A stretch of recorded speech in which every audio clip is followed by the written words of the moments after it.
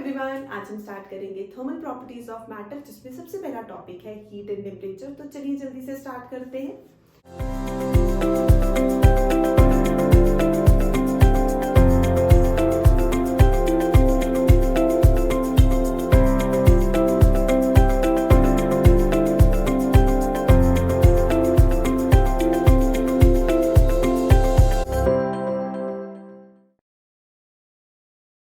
सबसे पहले हीट की बात करें। छोटी क्लासेस से हमने पढ़ा है हीट क्या है। It is a form of energy which gives us the sensation of hotness और कोल्डनेस। आइस को टच करो तो वो ठंडी अपीयर करेगी, किसी गर्म चीज को टच करेंगे तो हमें पता चलेगा कि उसका टेम्परेचर हमारी बॉडी से क्या है, ज्यादा है। तो जब हम आइस को टच करते हैं, हीट फ्लो करती है हमारी बॉडी, जो कि ज्यादा टेम्परेचर पे है। आइस का टेम्परेचर थोड़ा कम है, ज्यादा कम है, तो हीट फ्लो करेगी a body from a body at higher temperature to a body at lower temperature. Similarly अगर हम कभी फायर के आगे खड़े होते हैं तो हमारी बॉडी का टेम्परेचर उससे कम है, तो हीट फ्लो करती है वहां से हमारी बॉडी तक, तो हमें वो चीज क्या है, गर्म अपीयर करेगी। तो बेसिकली है क्या हीट।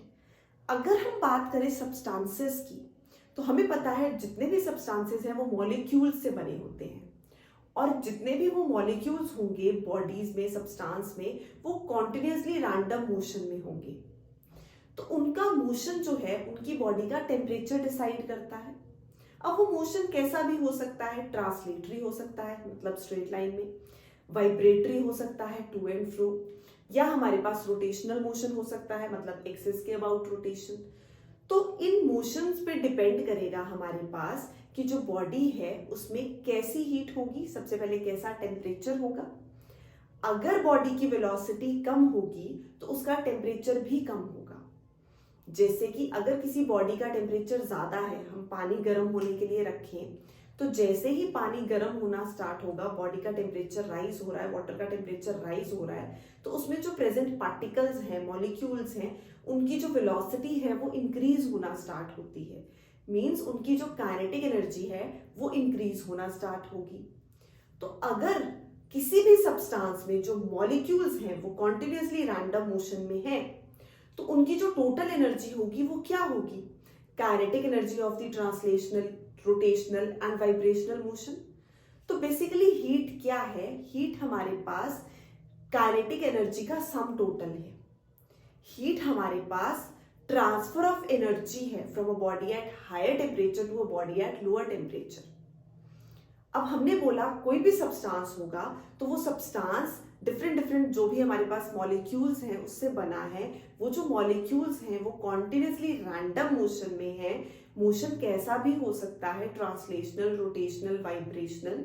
तो काइनेटिक एनर्जी टोटल क्या होगी उस सब्सटेंस की, सम total of all the kinetic energies, वो जैसा भी मोशन पोजेस कर रहा है। तो अगर किसी बॉडी का जो टेम्परेचर है वो कम है, तो उसके पार्टिकल्स की वेलोसिटी भी कम होगी और उनके पार्टिकल्स की काइनेटिक एनर्जी भी कम होगी। सिमिलरली हमारे पास अगर किसी बॉडी का टेम्परेचर ज्यादा है तो उनकी वेलोसिटी भी क्या होने वाली है, ज्यादा होने वाली है। तो हीट हमारे पास क्या है, अगर हम दो बॉडीज को कंटैक्ट में लेके आते हैं, एक बॉडी का टेम्परेचर है 40 डिग्री सेल्सियस, दूसरी बॉडी का टेम्परेचर है 80 डिग्री सेल्सियस, तो 80 डिग्री सेल्सियस वाले पार्टिकल्स की वेलोसिटी ज्यादा होगी और 40 डिग्री सेल्सियस वाले पार्टिकल्स की वेलोसिटी कम होगी। तो जिसकी वेलोसिटी ज्यादा है, टेम्परेचर ज्यादा है, जिसकी वेलोसिटी कम है, मतलब उसका जो टेम्परेचर है वो कम है, जब दोनों को कंटैक्ट में लेके आए तो इनकी एनर्जी कम है, इनकी एनर्जी ज्यादा है।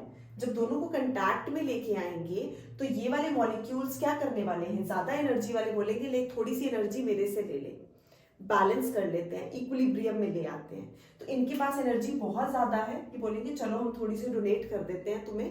तो 80 वाले 40 वाले कंटेनर के मॉलिक्यूल्स को थोड़ी सी एनर्जी जो है वो ट्रांसफर करना स्टार्ट करेंगे। तो ये जो ट्रांसफर ऑफ एनर्जी होगा ये क्या होगा, हीट। तो बॉडी का जो ट्रांसफर है, यहाँ पे जो हीट का जो ट्रांसफर है, एनर्जी का जो ट्रांसफर है, वो कब तक चलता है, जब तक कि इक्विलिब्रियम नहीं आ जाता।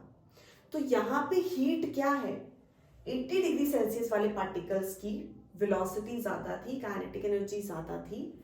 40 डिग्री सेल्सियस वाले की जो वेलोसिटी थी वो कम थी। तो एनर्जी का ट्रांसफर हुआ 80 टू 40 वाले मॉलिक्यूल्स की तरफ, कब तक चलेगा? जब तक इक्विलिब्रियम नहीं आता तब तक चलेगा। तो हमारे पास हीट क्या है? Heat is this transfer of energy. ये जो फॉर्म ऑफ एनर्जी का ट्रांसफर हो रहा है यहाँ पे, वो हमारे पास हीट है। So basically the transfer of energy from a body at higher temperature to a body at lower temperature. तो depending upon the nature of substance, depending upon the temperature difference, हमारे पास जो एनर्जी का transfer हो रहा है वो basically क्या होगा? हीट होगी। तो हीट हमारे पास यहाँ पे क्या है? It is an energy of molecular motion which is equal to the sum total of the kinetic energy which is possessed due to their translational, rotational and vibrational motion। तो हर substance तीनों तरह के, इसमें कुछ भी हमारे पास जो मोशन है वो पोजेस कर सकता है। नेक्स्ट हमारे पास ये क्या है? It is the energy in transit, means energy जो फ्लो हो रही है from a body at higher temperature to a body at lower temperature. तो अगर हम किसी बॉडी का हीट उसको प्रोवाइड कर रहे हैं, मतलब उसका टेम्परेचर राइज कर रहे हैं। टेम्परेचर राइज कब होगा? जब हम उसको हीट देंगे। तो टेम्परेचर राइज करवाने के लिए हमारे पास कॉज क्या है? हीट प्रोवाइड करना। तो हीट प्रोवाइड करना इज द कॉज, और उससे बॉडी का टेम्परेचर राइज होना वो एक इफेक्ट है। तो हीट क्या है? एक तरह का कॉज है। जो हम हीट ट्रांसफर करेंगे या एनर्जी ट्रांसफर करेंगे तो उसकी वजह से बॉडी का टेम्परेचर जो है वो राइज होगा।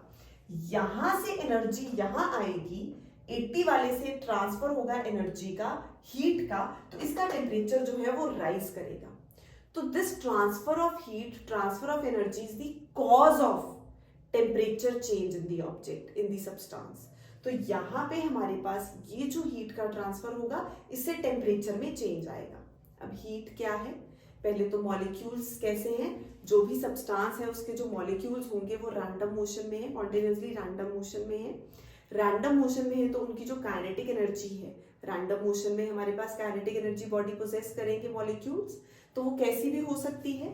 तो हीट कितनी होगी? हीट होगी sum total of these kinetic energies which are being possessed by the molecules of the substance. Next हमारे पास एनर्जी इन ट्रांजिट या एनर्जी ट्रांसफर जो हो रहा है, that flows from body at higher temperature to a body at lower temperature, यहां से यहां की तरफ। तो वो क्या है? हमारे पास हीट है। अब अगर हम बात करें किसी भी सब्सटेंस की, उस सब्सटेंस में जो मॉलिक्यूल्स हैं वो मॉलिक्यूल्स की कुछ ना कुछ कॉन्फ़िगरेशन होती है और उनका कुछ रैंडम मोशन भी होता है। तो कॉन्फ़िगरेशन की वजह से जो बॉडी एनर्जी पोजेस करती है उसको हम बोलते हैं पोटेंशियल एनर्जी। रैंडम मोशन की वजह से जो बॉडी एनर्जी पोजेस करती है उसको हम बोलते हैं काइनेटिक एनर्जी। इन दोनों का सम यहां पे हमें देगा इंटरनल एनर्जी। तो इंटरनल एनर्जी हमारे पास क्या है? इंटरनल एनर्जी है कॉन्फ़िगरेशन की वजह से और रैंडम मोशन की वजह से। तो हीट, जब हम किसी ऑब्जेक्ट को, सब्सटेंस को हम हीट दे रहे हैं तो मींस जो एनर्जी का ट्रांसफर हो रहा है वो कौन सी एनर्जी है? एक तरह से हमारे पास इंटरनल एनर्जी है। कॉन्फ़िगरेशन और रैंडम मोशन दोनों की वजह से जो एनर्जी पोजेस हो रही है। एक बार हीट का ट्रांसफर हो गया तो वो जो एनर्जी बचती है वो सेम कैसे फॉर्म कर जाती है? इंटरनल एनर्जी बन जाती है। तो बेसिकली हमारे पास रैंडम मोशन की वजह से काइनेटिक एनर्जी, कॉन्फ़िगरेशन की वजह से आती है पोटेंशियल एनर्जी। ये आगे हमारे पास थर्मोडायनेमिक्स में आएगा कि बेसिकली इंटरनल एनर्जी है क्या। तो हमने पढ़ा हीट क्या है? ट्रांसफर ऑफ एनर्जी है from a body at higher temperature to a body at lower temperature. अब हमारे पास यहाँ पे एसआई यूनिट क्या है हीट का? जूल। सीजीएस है कैलोरी। दोनों के बीच में रिलेशन 1 कैलोरी इज 4.186 जूल। ये है एसआई और सीजीएस के बीच में रिलेशन। नेक्स्ट हमारे पास आता है जूल्स ने एक एक्सपेरिमेंटली चीज वेरीफाई की कि जितना भी अमाउंट ऑफ वर्क डन होगा to convert it into heat, same amount of heat produce होगी। जितना भी amount of work done body कर रही है उसको हीट में कन्वर्ट करने के लिए उतनी ही हमारे पास जो हीट है वो प्रोड्यूस होती है। तो means work done is directly proportional to the amount of heat. Proportionality हटाते हैं तो कांस्टेंट इंट्रोड्यूस करते हैं जे। जे क्या है? जूल्स मैकेनिकल इक्विवेलेंट, जिसकी वैल्यू फिक्स है 4.186 इंटू 10⁻⁶ पर कैलोरी।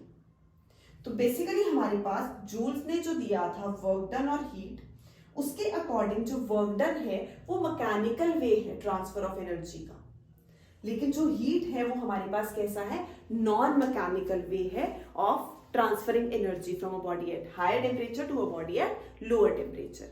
मैकेनिकल मींस फोर्स लगती है, डिस्प्लेसमेंट होती है। हीट में हमारे पास ऐसा कुछ नहीं है, एनर्जी का ट्रांसफर हो रहा है। जो वेलोसिटीज, दो तरह की वेलोसिटीज मिक्स हो रही थी, उसमें एनर्जी ट्रांसफर हो रही है। हाई वेलोसिटी वाले मॉलिक्यूल्स के पास जो एक्स्ट्रा एनर्जी है वो दे रहे हैं लोअर वेलोसिटी वाले मॉलिक्यूल्स को, लोअर एनर्जी वाले मॉलिक्यूल्स को। नेक्स्ट हमारे पास आता है टेम्परेचर। तो टेम्परेचर क्या है? Temperature is the degree of hotness और कोल्डनेस। टेम्परेचर हमें क्या बताएगा, ये डिसाइड करता है direction of flow of heat, कि हीट जो है वो कौन सी बॉडी से कौन सी बॉडी में ट्रांसफर करेगी। हीट तो एनर्जी ट्रांसफर है, बट वो डिसाइड कौन करेगा, टेम्परेचर डिसाइड करेगा। एक का 40 डिग्री सेल्सियस था, एक का 80 डिग्री सेल्सियस था, तो 80 वाले ने 40 वाले को हीट ट्रांसफर करना स्टार्ट की। तो ये हमारे पास क्या है, टेम्परेचर डिसाइड कर रहा है कि जो हीट है वो कौन सी बॉडी से कौन सी बॉडी में ट्रेवल करेगी। तो जैसे हमने बोला था, अगर हमें किसी बॉडी का टेम्परेचर राइज करना है तो क्या देना पड़ता है उसको, पानी रखा है पैन में, तो हमें उसको हीट देनी पड़ेगी उसका टेम्परेचर राइज करने के लिए। तो वो जो हीट हम दे रहे हैं बर्नर से, वो हमारे पास क्या है, वो कॉज है। उस कॉज की वजह से जो पानी है पैन में, उसका टेम्परेचर राइज होगा। तो वो क्या है, आफ्टर इफेक्ट है उस कॉज की वजह से जो हमें आफ्टर इफेक्ट मिला। तो टेम्परेचर क्या है, एक तरह का it is an effect. Heat हमारे पास टोटल काइनेटिक एनर्जी है मॉलिक्यूल्स की, रोटेशनल, ट्रांसलेशनल, वाइब्रेशनल, जो भी कॉन्टिन्यूसली रैंडम मोशन हो रहा है, उसकी वजह से जो टोटल काइनेटिक एनर्जी आती है वो हीट है। टेम्परेचर क्या है, ये है हमारे पास एवरेज काइनेटिक एनर्जी पर मॉलिक्यूल। एवरेज काइनेटिक एनर्जी पर मॉलिक्यूल, वो हमारे पास टेम्परेचर आ जाता है। तो सेम वहां थी टोटल काइनेटिक एनर्जी, यहाँ पे क्या है, एवरेज काइनेटिक एनर्जी है पर मॉलिक्यूल, जो कि बॉडी या सब्सटेंस जो है पोजेस करेगी, वो हमारे पास टेम्परेचर है। टेम्परेचर डिसाइड क्या करता है, direction of flow of heat decide करता है। ये क्या है, एक तरह का इफेक्ट है। Measure of degree of hotness और कोल्डनेस हम पहले पढ़ते थे। तो अगर किसी बॉडी का टेम्परेचर ज्यादा है, मतलब उसकी वेलोसिटी ज्यादा है, तो उनके जो मॉलिक्यूल्स हैं उनकी वेलोसिटी ज्यादा हो जाएगी। अब नेक्स्ट इसके बाद हमारे पास आता है थर्मोमेट्री। थर्मोमेट्री क्या है, ये ब्रांच है जो बेसिकली डील करती है किसके साथ, मेजरमेंट ऑफ टेम्परेचर के साथ। मतलब अगर हमें टेम्परेचर मेजर करना है तो उसके लिए जो ब्रांच है वो कौन सी है, थर्मोमेट्री। अब हमारे पास इसमें डिफरेंट तरह के हम स्केल्स लेते हैं, और अगर हमें कन्वर्जन करनी है from one scale to another, उसके लिए हमें कोई रिलेशन फाइंड करना है, तो वो फाइंड करने के लिए हम ये प्रोसेस कर रहे हैं। एक्चुअल में हमने देखा हमारे पास दो तरह के पॉइंट्स होते हैं, बॉइलिंग पॉइंट हमारे पास, आइस पॉइंट हमारे पास। बॉइलिंग पॉइंट को स्टीम पॉइंट भी बोलते हैं। तो ये हमारे पास है, बॉइलिंग ऑफ वाटर बोल सकते हैं। अब सबसे पहला स्केल हमने लिया सेल्सियस स्केल। सेल्सियस स्केल में हमें पता है बॉइलिंग पॉइंट कौन सा है, 100 डिग्री सेल्सियस, और आइस पॉइंट कौन सा है, 0 डिग्री सेल्सियस। तो 100 डिग्री सेल्सियस से हमारे पास कितने हैं, 0 डिग्री सेल्सियस तक। तो दो लिमिट्स ले ली हमने, एक अपर लिमिट है, एक लोअर लिमिट है। अपर लिमिट है, लोअर लिमिट है। अगर हम इनको ब्रेक करें 100 से 0, एक डिग्री सेल्सियस में, तो हम 100 पार्ट्स में डिवाइड कर सकते हैं, जिसमें हमारे पास एक यूनिट बन जाएगा 1 डिग्री सेल्सियस का। तो मींस 0 से 100 डिग्री सेल्सियस तक ये जो स्केल है, उसमें हम 1 डिग्री सेल्सियस के कितने यूनिट्स बना सकते हैं, 100 यूनिट्स बना सकते हैं। नेक्स्ट हमारे पास है फ़ारेनहाइट स्केल, तो जिसका हमारे पास lower fixed point, upper fixed point, lower fixed point, upper fixed point. Lower fixed point है 32 degree Fahrenheit, upper fixed point है 212 डिग्री फ़ारेनहाइट। इसमें भी अगर हम 32 से 212 तक इसको ब्रेक करें 1 डिग्री फ़ारेनहाइट के यूनिट्स में, तो हमारे पास टोटल कितनी डिवीजन्स आ जाएंगी, ये आ जाएंगी हमारे पास 180 डिवीजन्स। Next kelvin scale. तो केल्विन हमें पता है ये हमारे पास 273.15 होता है, और अपर वाली जो लिमिट है वो 373.15 केल्विन होगा। तो lower fixed point, upper fixed point, similarly इसमें भी अगर हम एक केल्विन की यूनिट लें तो हम इस स्केल को किसमें 100 यूनिट्स में डिवाइड कर सकते हैं, जिसमें जो एक की वैल्यू है हमारे पास कितनी हो जाएगी 1 केल्विन। अब रिलेशन एक हमारे पास ऐसे ही आता है रोमर स्केल, जिसकी lower limit lower fixed point है 0 और हमारे पास जो अपर फिक्स्ड पॉइंट है वो क्या हो जाएगा 80 डिग्री रोमर। तो यहाँ पे अगर हमें कन्वर्जन करनी है from one scale to another तो हम क्या फॉर्मूला यूज करते हैं, temperature on one scale minus lower fixed point उस स्केल का, upper fixed point minus lower fixed point, मतलब कितनी डिवीजन है उनके बीच में। जैसे इधर 100 है, इधर 180 है, इधर हम फिर बोल सकते हैं 100 है, रोमर स्केल में 80 होंगी। तो हमारे पास अगर हम ले सेल्सियस स्केल के लिए तो जो टेम्परेचर हमें डिग्री सेल्सियस, टेम्परेचर फ़ारेनहाइट में, रोमर में, केल्विन में, तो जो हमें कैलकुलेट करना है या हमें जो गिवन है क्वेश्चन में उसके अकॉर्डिंग हम सूटेबल वैल्यूज यहाँ पे ले सकते हैं। तो अगर हमें सेल्सियस में कन्वर्ट करना है तो T टेम्परेचर कौन सा स्केल सेल्सियस में माइनस उसका लोअर फिक्स्ड पॉइंट 0, अपर कितना है 100 तो 100 माइनस 0 नीचे कितना आ जाएगा 100, दोनों का डिफरेंस 100 में ब्रेक किया हमने। नेक्स्ट है हमारे पास अपर माइनस लोअर, तो 212 माइनस 32 और लोअर फिक्स्ड पॉइंट कितना है 32। सिमिलरली हम लिख सकते हैं रोमर के लिए, रोमर मैंने बोला हमारे पास लोअर है 0 और हाईएस्ट है 80, तो ये हम सेम चीज यहां कर सकते हैं, जो टेम्परेचर है ऑन वन स्केल माइनस उसकी लोअर फिक्स्ड पॉइंट, अपर माइनस लोअर।